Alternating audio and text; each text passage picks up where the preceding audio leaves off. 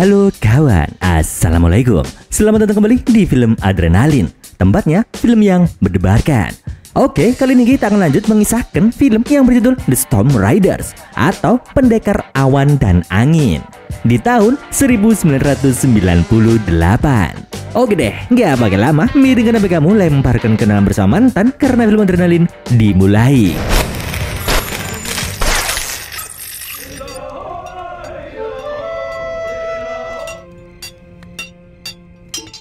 Pada suatu hari, sekelompok pandai besi tengah bekerja membuat beberapa pedang. Seorang anak yang ada di sana yang bernama Awan bertanya kepada ayahnya yang merupakan seorang pandai besi, sedang membuat apa ayahnya itu. Ayah Awan menjawab, jika dia sedang membuat sebuah pedang yang bernama pedang utama. Sang ayah pun memberikan nasihat kepada Awan agar suatu hari nanti Awan menjadi anak yang bijak.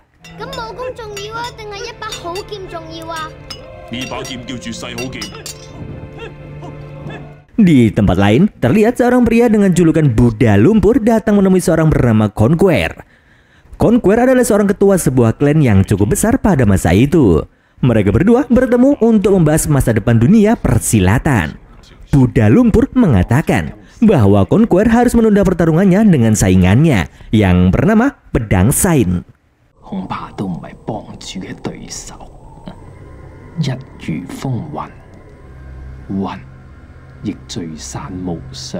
Buddha Lumpur juga memberikan sebuah kota rahasia masa depan yang bernama Yin dan Yang.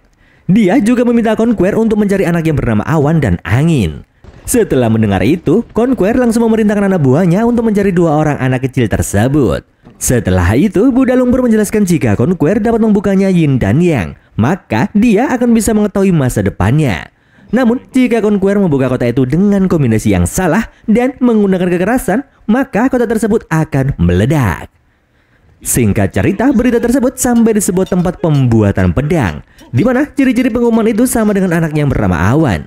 Mengetahui hal itu, ayah Awan lantas meminta untuk merahasiakan keberadaan anaknya dengan menyembunyikannya di perbukitan berbatu.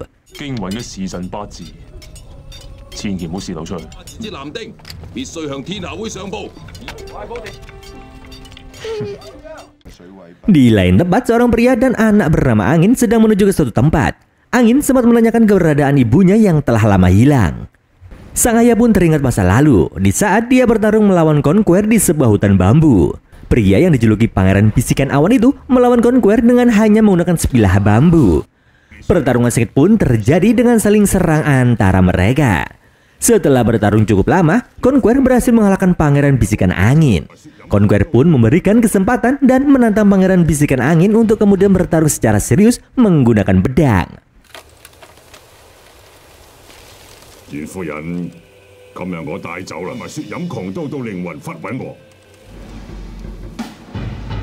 Kemudian, istri pangeran dibawa Conquer untuk dijadikan tawanan. Kembali ke masa sekarang, Wan, di mana ternyata Pangeran Bisikan Angin menerima tantangan Conquer dan dia akan bertarung melawannya kembali. Pangeran Bisikan pun datang menemui Conquer dan di sanalah fakta mengejutkan pun terungkap.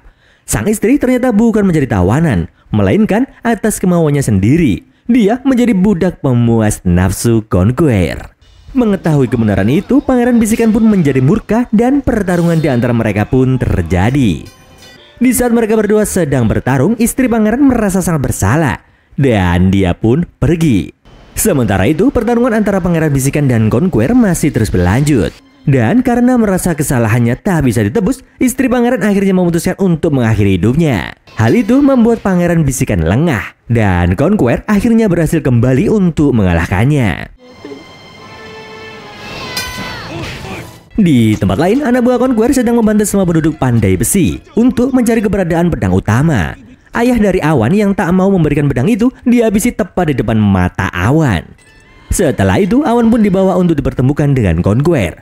Sedangkan Angin yang tengah terluka berada di sebuah kamar di tempat Conquer. Di tempat Conquer juga ada dua orang anak yang bernama Welas dan Salju. Akhirnya, Awan dan Angin pun berhasil didapatkan oleh Conquer. Conquer menjadikan mereka sebagai murid utamanya, termasuk juga Salju. Beberapa tahun pun telah berlalu. Awan telah menjadi pendekar yang sangat hebat. Sementara itu di tempat lain, Angin dan juga Salju mendatangi sebuah tempat rahasia. Diketahui bahwa Angin dan Welas memiliki hubungan yang spesial. Kemudian Conqueror mengumpulkan mereka dan memerintahkan angin dan salju untuk mencari Buddha lumpur. Hal itu demi tujuannya membuka kota Yin dan Yang untuk mengetahui masa depan dirinya. Sedangkan Awan ditugaskan untuk mencari pedang yang tak tertandingi dan membawa kepala sang pemilik pedang. Setelah mendengarkan semua perintah yang diberikan Conqueror, mereka pun bergegas pergi untuk menjalankan tugasnya masing-masing. Sore harinya sebelum pergi menjalankan tugas, Awan mendatangi Ulas yang tengah tertidur di kamarnya. Ternyata Wan, mereka main sosor-sosoran Wan. Di keesokan harinya, seorang biksu sedang dikejar-kejar oleh segerombolan orang yang menginginkan monyet api yang dibawanya. Mereka menginginkan itu untuk mencari Buddha lumpur. Namun sang biksu tetap mempertahankan monyet apinya dan menolak menyerahkannya kepada kelompok itu. Karena kelompok itu terus memaksanya, akhirnya sang biksu pun memutuskan untuk menyerang mereka semua.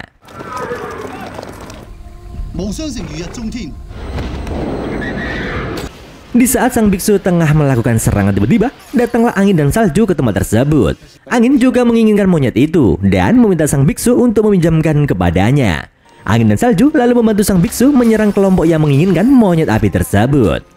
Meskipun demikian, sang biksu tetap enggan memberikan kepada mereka. Akhirnya, angin pun mencoba mengambilnya secara paksa.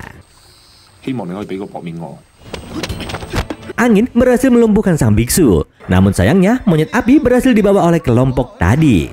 Ketika angin ingin mengejar kelompok itu, tiba-tiba salju menghentikan angin dan mengatakan jika yang mereka cari telah berada di dekat mereka. Ternyata Wan, kakek yang tadi adalah Buddha lumpur yang tengah menyamar. Setelah berhasil menemukannya, salju dan angin pun membawa Buddha lumpur untuk menemui Conqueror. Namun sebelum menemui Conqueror, Buddha lumpur terlebih dahulu meminta untuk mencarikan orang tua asuh buat cucunya. Di tempat lain, di sebuah tempat yang bernama kota yang tak tertandingi, tengah diadakan sebuah pesta ulang tahun untuk ketua mereka yang bernama Fong. Awan sudah berada di sana ditemani dengan beberapa orang anak buahnya.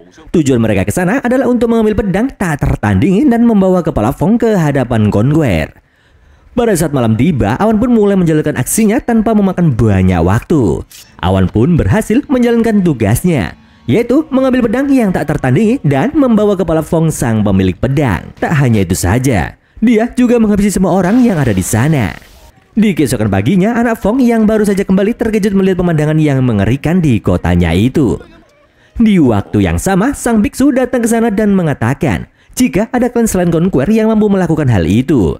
Di sisi lain, angin dan salju tiba di depan sebuah patung Buddha raksasa. Angin lalu memberitahu tentang masa lalunya. Sementara itu, anak dari Fong beserta anak buahnya datang menemui Pedang Sain untuk meminta bantuan buat balas dendam. Angin dan salju yang telah berhasil menemukan orang tua asuh untuk cucu Buddha lumpur berniat untuk melanjutkan perjalanan. Tapi tiba-tiba saja seseorang datang dan langsung menyerang mereka berdua. Kemudian orang misterius itu pun langsung membawa Buddha lumpur pergi dari sana. Ternyata tanpa disangka Buddha lumpur sudah berada di hadapan Conqueror dan sedang membuka segel kota Yin Yang. Akhirnya terungkap sebuah rahasia masa depan Conqueror sesuai ramalan kota Yin Yang mana angin dan awan akan menghancurkan kejayaan Conqueror. Mendengar hal itu, Conqueror tak percaya dan dia mengatakan jika nasib dan takdirnya berada di tangannya sendiri.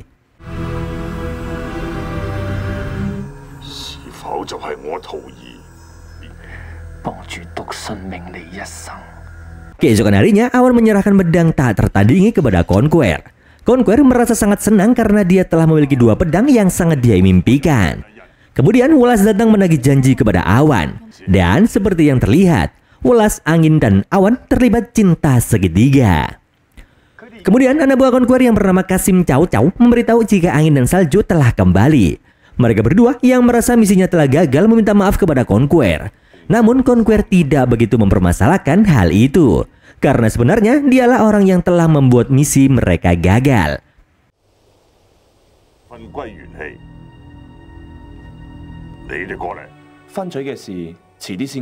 Untuk mempersiapkan pertarungannya dengan Pedang Sain, Conqueror berniat akan melakukan pengasingan diri demi memperkuat ilmu Trinity-nya. Namun sebelum itu dia berniat untuk menikahkan Welas dan Angin.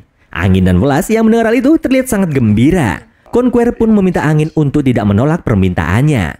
Lalu Welas yang tengah berada di kamar merasa sangat bimbang karena sebenarnya dia juga menyukai Awan. Sementara itu Awan mendatangi Conqueror dan marah-marah karena pernikahan Welas. Tapi Conqueror hanya mengatakan kepada Awan untuk tidak hadir di hari pernikahan mereka. Di tempat lain, seorang tabib dan putrinya sedang berbicara kepada para penduduk. Para penduduk meminta kepada sang tabib untuk membantu mereka agar Conquer tidak terlalu banyak mengambil pajak kepada mereka. Mendengar nama Conquer, tangan sang tabib tiba-tiba bergetar.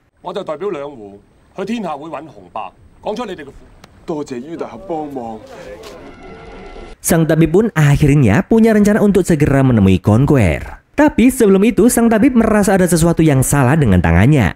Singkat cerita, hari pernikahan Wolas dan Angin pun tiba. Di hari pernikahan itu, banyak sekali pendekar yang datang untuk mengucapkan selamat kepada Angin. Sang tabib yang tidak mengetahui bahwa sedang diadakan sebuah pesta sempat tidak diizinkan masuk oleh para penjaga. Namun, Cao yang melihatnya memperbolehkan mereka berdua masuk dan ikut merayakan pesta pernikahan Angin.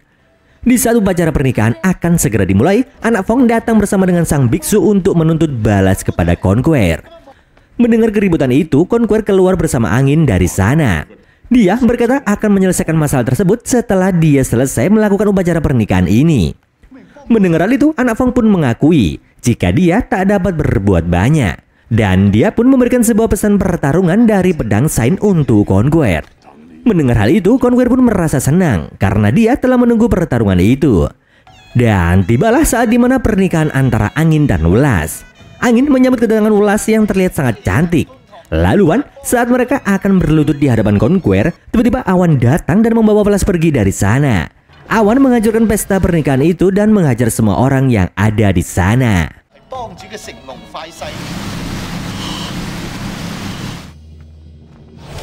Conquer pun tak tinggal diam karena putrinya telah dibawa kabur oleh Awan. Conquer lalu menyuruh Angin untuk segera merebut istrinya dari tangan Awan. Dengan hasutan dari Conquer, Angin dan Awan pun akhirnya bertarung demi mendapatkan Wolas. Mereka berdua bertarung dengan sangat sengit. Saking dahsyatnya pertarungan itu, daerah sekitar pun menjadi terguncang.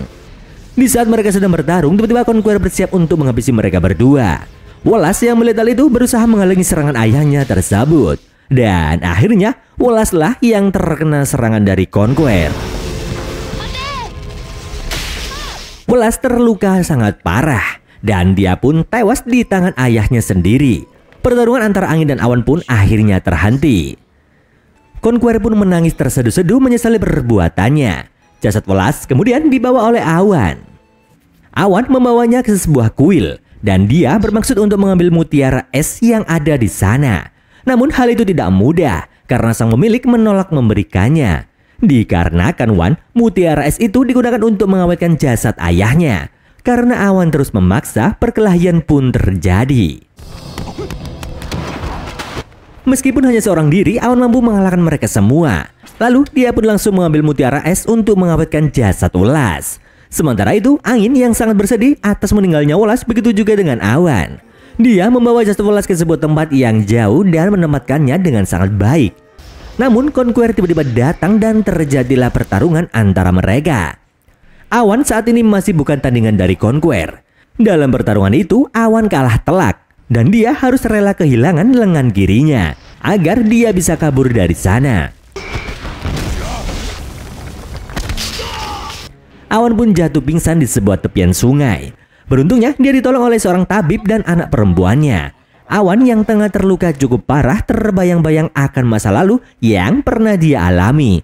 Sang tabib dan anaknya lalu menolong Awan dengan sukarela dan berusaha merawatnya dengan baik. Pada saat sang tabib tengah memasak obat-obatan untuk Awan, dia merasakan ada hal aneh di lengannya. Tangan sang tabib ingin menyatu dengan badannya Awan. Akhirnya sang tabib pun memutuskan untuk memberikan lengannya kepada Awan. Di keesokan harinya, Awan pun tersadar.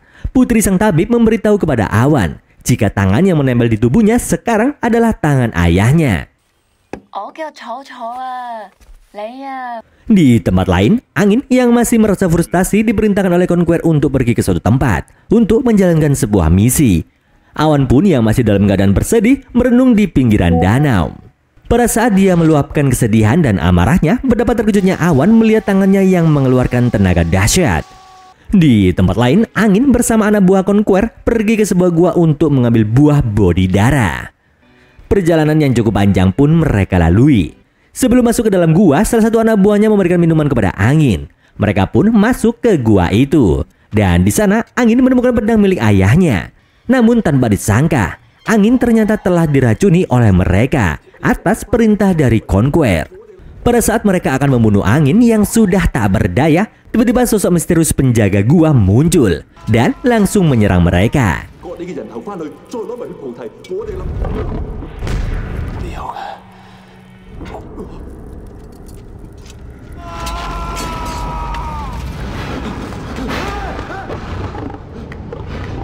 Angin yang masih dalam kondisi yang lemah mengambil buah bodi darah dan memakannya.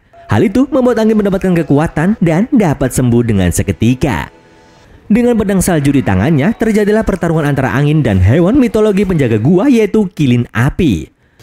Angin hampir dapat dikalahkan oleh kilin api. Namun dengan jurus kaki anginnya, dia berhasil membalikkan keadaan dan membuat kilin api itu pun berhasil dilumpuhkan. Sementara itu di istananya, Conquer memberitahu Salju bahwa besok dia akan bertarung melawan pedang Sain. Conquer juga meminta Salju menggantikan posisinya menjadi pemimpin klan. Salju pun menerima hal tersebut. Kemudian Conquer memerintahkan Salju untuk menghabisi Cao Cao. Salju pun pergi mencari Cao Cao. Dan pada saat dia akan menghajarnya, Cao Cao memberitahukan semua kebenarannya kepada Salju. Cao Cao juga membawa Salju ke tempat Buddha lumpur di penjaranya. Di keesokan harinya, di istana Conquer terlihat banyak orang yang akan menyaksikan pertarungan yang paling ditunggu-tunggu, yaitu pertarungan antara pedang Sain melawan Conquer. Pedang Sain sang legenda sudah terlalu tua. Dia meninggalkan jasadnya di bawah dan hanya pergi menggunakan jiwanya.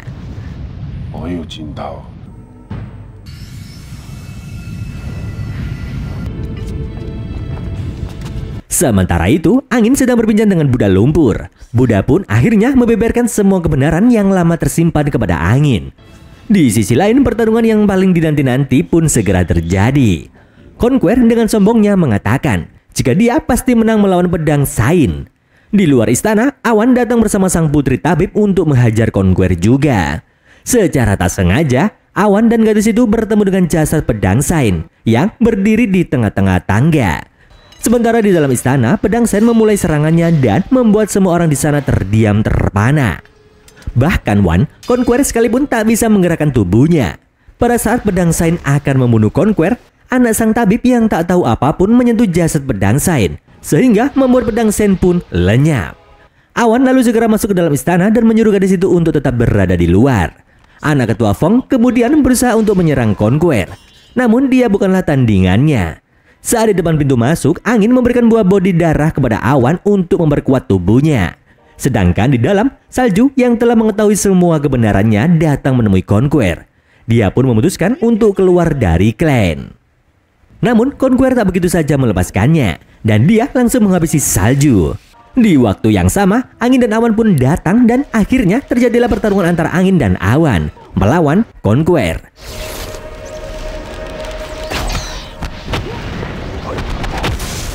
Dengan menggunakan pedang milik ayahnya, angin pun melancarkan serangan terhebatnya.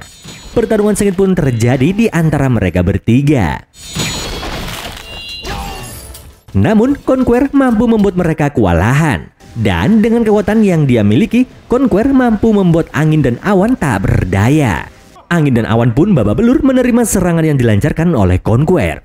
Dan di saat-saat genting, darah yang mengalir dari lengan awan menetes ke pedang utama buatan ayahnya. Pedang itu lalu tiba-tiba muncul dari dalam tanah. Pedang utama milik awan dan pedang es milik angin seolah menarik semua energi dari semua pedang yang ada di sekitarnya. Angin dan awan pun bersatu mengeluarkan serangan andalan milik mereka. Dan sebuah serangan dahsyat yang mereka keluarkan mampu membalikan keadaan. Conquer pun akhirnya berhasil mereka kalahkan. Conquer yang tengah tak berdaya pun langsung menjadi hilang kesadaran alias kilauan. Saat awan akan menghabisi Conquer, angin menghalanginya. Dan mereka pun pergi meninggalkan Conquer. The End. Gimana Wan? Seru gak film yang Maman ceritain kali ini? Oke, kalau kalian pengen film untuk diulas, langsung request saja di kolom komentar ya Wan. Akhir kata, buah pepaya, buah pisang. Maman pepaya aja, kamu yang pingsan Wan. Dadah.